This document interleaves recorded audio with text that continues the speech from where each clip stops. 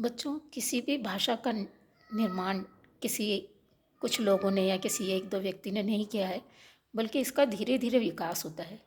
और ये विकास होता है नए नए शब्दों के द्वारा। और नए शब्दों का निर्माण होता है एक खास प्रक्रिया के द्वारा। हमारी हिंदी भाषा वैज्ञानिक भाषा है और इसमें शब्दों के निर्माण की एक निश्चित प्रक्रिया है, निश्चित नियम होते हैं। और इस शब्द निर्माण प्रक्रिया के अंतर्गत हम उपसर्ग, प्रत्यय और विलोम शब्द और समास आदि चीज़ों को पढ़ते हैं। और इसी के अंतर्गत हम संधि को भी पढ़ते हैं। तो हमारा आज का विषय होगा संधि। संधि का अर्थ होता है जोड़। और आप समझ गए होंगे कि दो वर्णों के जोड़ से जो शब्द बनते हैं उन्हें हम संधि कहते हैं। तो संधि की एक प्रक्रिया होती है कि किस प्रकार से वर्णों को जोड़कर नए शब्द बनाए जाते हैं। तो सबसे पहले हम संधि की परिभाषा देखेंगे। परिभाषा है, निकटवर्ती वर्णों के मेल को संधि कहते हैं। अब इसमें दो चीज़ों पर ध्यान देना है। निकटवर्ती का अर्थ है पास पास में, जो पास पास में वर्ण होते हैं उनके मेल को संधि कहते हैं। यहाँ पर अक्षरों का मेल है, शब्दों का मेल नहीं है, है ना। तो जो पास पास अक्षर आते हैं उनके मेल से संधि होती है। अब इसको एक उदाहरण से हम समझ सकते हैं। जैसे ये लिखा है हिम प्लस आलय। इसमें हिम और आलय का मेल हो रहा है, लेकिन पूरे शब्द का मेल नहीं हो रहा है। हिम के म का मेल आलय के आ से हो रहा है। ये निकटवर्ती वर्ण हैं, पास पास आ रहे हैं ये दोनों वर्ण। और इन दोनों वर्णों के मेल से यहाँ पर माँ बना और पूरा शब्द बना हिमालय। तो इसी तरह से एक निश्चित प्रक्रिया के तहत वर्णों के मेल से जो नए शब्द बनते हैं उसे संधि कहते हैं। अब संधि के 3 प्रकार होते हैं। ये इसकी परिभाषा भी हम देख लेते हैं। 2 वर्णों के मेल को संधि कहते हैं। 2 वर्णों के मेल कहा जाए या 2 निकटवर्ती वर्णों के मेल को संधि कहते हैं। ये दोनों एक ही बात है। इसमें उदाहरण दिया विद्याधन आलय।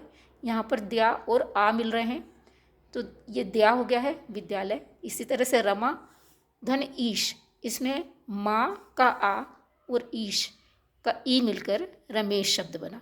तो ये मात्रा किस तरह से चेंज हुई, इसका एक अपना नियम है जिसको हम आगे पढ़ेंगे। अब संधि के 3 भेद होते हैं, स्वर संधि, व्यंजन संधि और विसर्ग संधि। इसमें सबसे पहले आती है स्वर संधि। अब इसको समझने के लिए हमको स्वर और व्यंजन को समझना ज़रूरी है। हम सब ने पढ़ा हुआ है कि अ से आ तक के अक्षर जो है वो स्वर कहलाते हैं। इसमें जो ह्रस्व स्वर या मूल स्वर जिसको कहते हैं, या फिर छोटे स्वर अ, ई, उ और री, ये छोटे स्वर हैं। ह्रस्व स्वर कहा जाता है इनको। और आ, ई और उ ये दीर्घ स्वर हैं। इनको बोलने में थोड़ा अधिक समय लगता है, इनको बोलने में कम समय लगता है। इसके अलावा कुछ संयुक्त स्वर हैं, ए, आई, ओ, अ। और अम, अह भी संयुक्त व्यंजन हैं, जो संयुक्त स्वर हैं जो इसके साथ में लिखे जाते हैं। तो ये स्वर हैं। और जितने भी व्यंजन हैं क से लेकर ज्ञ तक के, वो सब स्वरों के मेल से बनते हैं। कोई भी व्यंजन जो है वो स्वर के मेल से ही पूरा बनता है। जैसे क है तो उसमें अ मिला है, इसको हम इस तरह से भी समझ सकते हैं।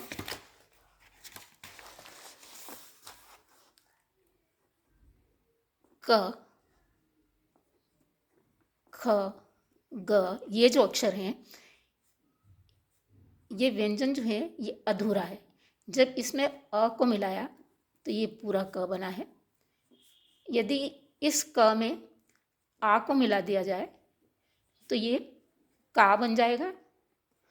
और यदि इसमें ई को जोड़ा जाए, क में ही यदि हम ई को जोड़ेंगे तो ये की बन जाएगा। तो इस तरह से जो व्यंजन है उसमें स्वर मिला होता है।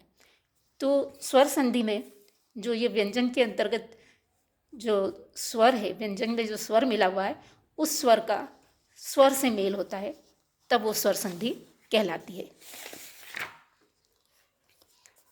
अब इसमें उदाहरण देख सकते हैं हम। यहाँ पर जो ये दिया है कवि धन ईश्वर, इसमें कवि में व में ई है और ये बड़ी ई, ये दोनों मिलकर नया शब्द बनाते हैं और कवीश्वर बना है। अब स्वर संधि के भी 5 भेद हैं।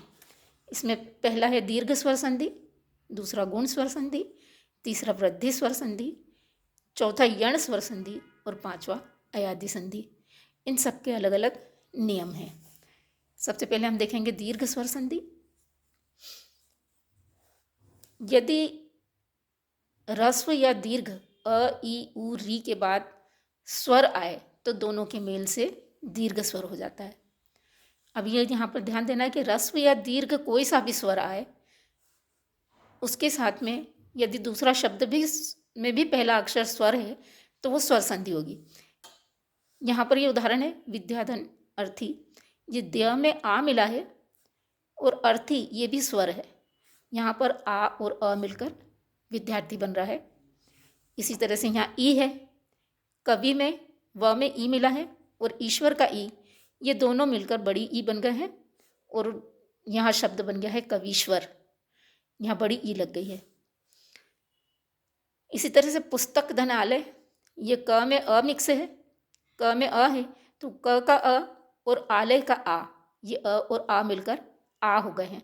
ये ध्यान रखना है कि हमेशा कोई से भी दो, या तो दोनों तरफ छोटे हों, लघु स्वर हों या दीर्घ स्वर, लेकिन वो मिलकर बड़ा ही स्वर बनते हैं और इसीलिए इसको दीर्घ स्वर संधि कहते हैं। यहाँ पर आप देखेंगे कि हर जगह बड़ी मात्रा दिखाई देगी। पुस्तकालय, दीपालोक, विद्यालय, आ की मात्रा ये बड़ा है। यहाँ पर कपीश, ये बड़ी मात्रा है। गिरीश, ये बड़ी मात्रा है। ये कपी धन ईश, ई में बड़ी ई मिली और ये बड़ी ई बन गई, मात्रा बड़ी ई की लग गई। इसी तरह से गिरी धन ईश, दोनों तरफ छोटी ई की मात्रा है और ये गिरीश बड़ी मात्रा बन गई। इसी प्रकार से ऊ की मात्रा देखेंगे हम। यह भानु, ये छोटा ऊ है और यहाँ भी छोटा ऊ है, दोनों मिलकर बड़ा ऊ हो गए हैं और भानुदय। इसी प्रकार से री ऋषि, ये भी छोटा ही स्वर गिना जाता है। यहाँ पर भी री है, मात्रा में जो मात्रा लगी है री के नीचे वो री ऋषि की मात्रा है, तो यहाँ पर री प्लस री, ये री ही होगा। मातृण, री और री मिलकर मातृण हो गए हैं। वधु और उत्सव, इसमें बड़ा ऊ है और छोटा ऊ, ये यहाँ बड़ा ऊ और छोटा ऊ मिलकर बड़ा ऊ हो गए हैं, वधु उत्सव हो गए। तो ये इस तरह से हम देखेंगे कि ये दीर्घ स्वर संधि है। दीर्घ स्वर संधि को याद रखने के लिए हमको ये ध्यान में रखना है कि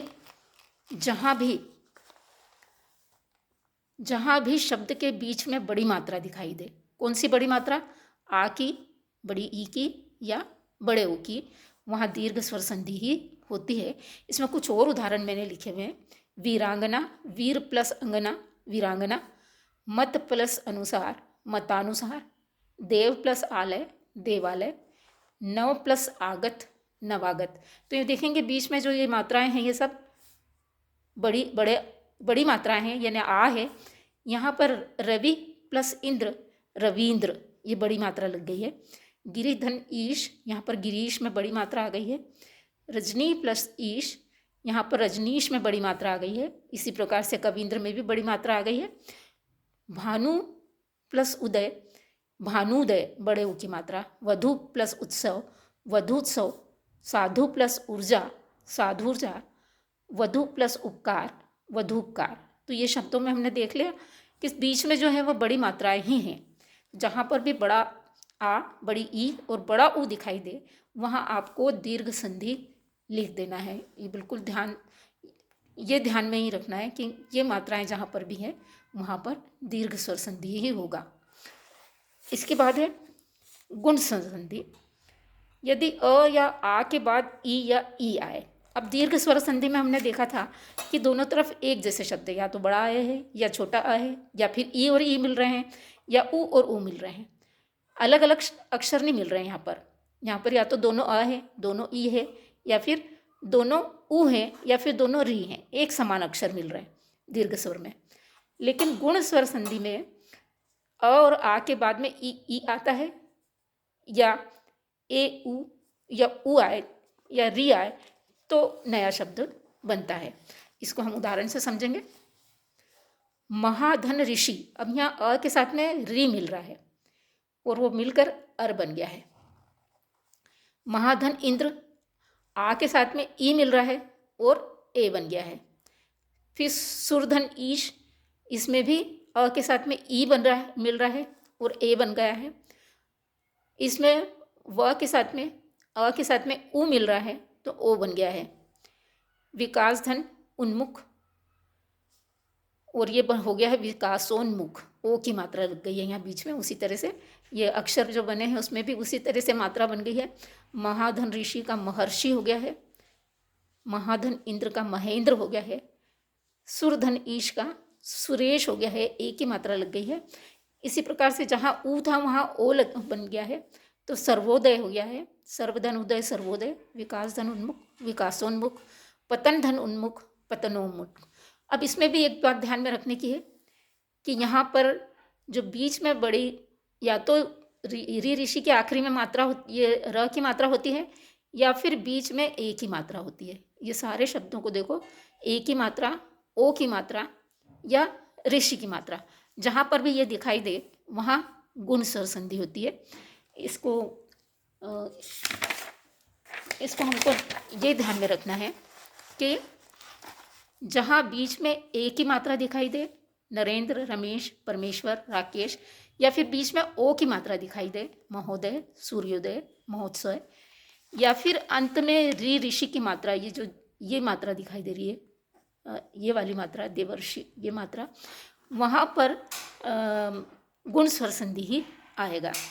कुछ शब्द और हैं जैसे कमलेश, कमल धन ईश, कमलेश, और इसमें हमेशा अ और आ के साथ में भिन्न स्वर जुड़ता है। ई उ या ए जुड़ता है ना, तो उसे गुण स्वर संधि कहते हैं।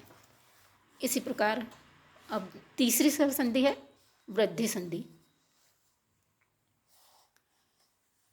यदि अ या आ के बाद ए या आई आए तो दोनों मिलकर ए हो जाते हैं, अथवा अ या आ के बाद में औ आए तो दोनों के योग से औ हो जाता है। सदा धन एव, यहाँ पर आ के साथ में ए। अभी यहाँ पर गुण स्वर संधि में ई उ और री मिल रहे थे। अब आ के साथ में ए आई ओ औ मिलेंगे, है ना। ये जो बचे हुए स्वर हैं उनका मेल हो रहा है। तो आ के साथ में ए, आ के साथ में ए या आ के साथ में औ, इनका मेल हो तो यहाँ पर हमेशा दो मात्राएं आ जाती है। सदा धन एव, आ और ए मिलकर सदैव हो गए हैं। यहाँ एक धन एक, एक एक, यहाँ दो मात्रा आ गई है एक एक में। इसी प्रकार से महाधन औषध, आ में औ मिल रहा है तो महौषध हो गया है। यहाँ पर आ आएगा, आ में औ मिलता है तो महौषध हो गया है। परम औदार्य, इसमें अ में औ मिल रहा है तो परमोदार्य। यहाँ पर भी दो मात्रा, तो जहाँ पर भी दो मात्रा वाले अक्षर दिखाई दे, बीच में दो मात्रा दिखाई दे, वहाँ पर वृद्धि संधि ही होगी। ये आपको ध्यान रखना है। अगर आप पूरे नियम नहीं याद रख पाएँ तो हमको ये याद रखना है कि जहाँ पर एक मात्रा है, चाहे वो एक ही है या ओ की मात्रा है, एक एक मात्रा है तो गुण संधि, और बीच में अगर दो दो मात्रा दिखाई दे रही है तो वृद्धि संधि है। इसके बाद है यण संधि। यदि ह्रस्व या मूल ई उ री या दीर्घ स्वर्ग ई और ऊ के बाद में कोई असमान स्वर आए, ई या ई का य और ऊ या ऊ का व हो जाता है। जैसे प्रतिधन एक, अभी तक यहाँ पर पहला शब्द अ ही आ रहा था, अ या आ रहा था। जो वृद्धि संधि है, गुण संधि है और दीर्घ संधि, दोनों में जो पहला अक्षर है वो अ या आ था। लेकिन अब यहाँ पर यण संधि में पहला अक्षर ई आ गया है, ई उ है ना। तो यदि पहला अक्षर ई उ है और उसके साथ में कोई सा भी दूसरा अक्षर आ जाए तब वहाँ पर यण संधि होती है। और वो ई के साथ में अगर ए मिलता है तो यह हो जाता है, और यदि ई के साथ में ऊ के साथ में मिलता है तो वह हो जाता है।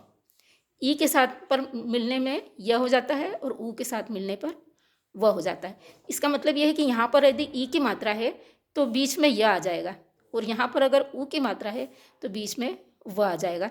ये उदाहरण से हमको दिखाई दे रहा है। प्रतिधन एक, यहाँ पर ई है तो इसलिए प्रत्येक में यह आ गया है। अब आपको लगेगा यह कहाँ से आ गया, तो ये ई और ए मिलकर यह हो जाते हैं, प्रतिधन एक प्रत्येक। इसी तरह से यहाँ पर सुधन आगत, यहाँ ऊ है और उसके साथ में आ आया है तो वह हो जाता है। यहाँ पर ऊ आ जाए तो हमेशा वह आएगा बीच में, स्वागत। तो ये आपको समझ में आ गया होगा कि जहाँ पर पहला अक्षर ई और ऊ हो तो वहाँ पर वो बाद में कोई सा भी अक्षर आए वो य या वह हो जाता है। ई होगी तो यह हो जाएगा और ऊ होगी तो वह हो जाएगा। ये यण संधि में ध्यान रखने योग्य बात है। उसके बाद है अयादि संधि। यदि ए ओ आई औ के बाद कोई अन्य स्वर आए तो ए का आय और औ का अव हो जाता है। अब आपको ये ध्यान देना है कि अभी तक यहाँ पर ऊपर के अक्षरों में पहले अ चल रहा था, अ और आ, वृद्धि संधि तक अ और आ चला, यण संधि में ई ऊ चला। अब यहाँ अयादि संधि में ए ओ आई ओ ये चलेगा। तो जहाँ पर ए होता है वहाँ अय हो जाता है, जहाँ ओ होता है वहाँ अव हो जाता है। ये पूरे अक्षर यहाँ पर ने में ए है और पो में ओ है। ने में ए है इसलिए अय हो गया, ने में अन जोड़ा तो नयन हो गया, पो में ओ लगा हुआ है और उसमें अन जोड़ा तो वो अव हो जाता है इसलिए पवन हो गया। तो यह और वह कहाँ से आया ये आप समझ गए होंगे, है ना। ने में अ है, ए के साथ में अ है तो अय आया है और यहाँ पर ओ के साथ में अ है इसलिए अव आ गया है। तो नयन और पवन हो गया। इसी तरह से नय धन अक नायक, पौधन अक पावक, तो ये शब्द बने हैं। इसी तरह से भोधन उन भवन, नौधन इक नाविक और पोधन इत्र पवित्र। तो ये अब आपको समझ में आ गया होगा हमको किन अक्षरों की ओर ध्यान देना है, इन अक्षरों की तरफ। यहाँ पर यदि ए और ओ है तो वो अय और अव हो जाता है और शब्द भी उसी तरह से ने अन की जगह नयन हो गया है और पो अन की जगह पवन हो गया है।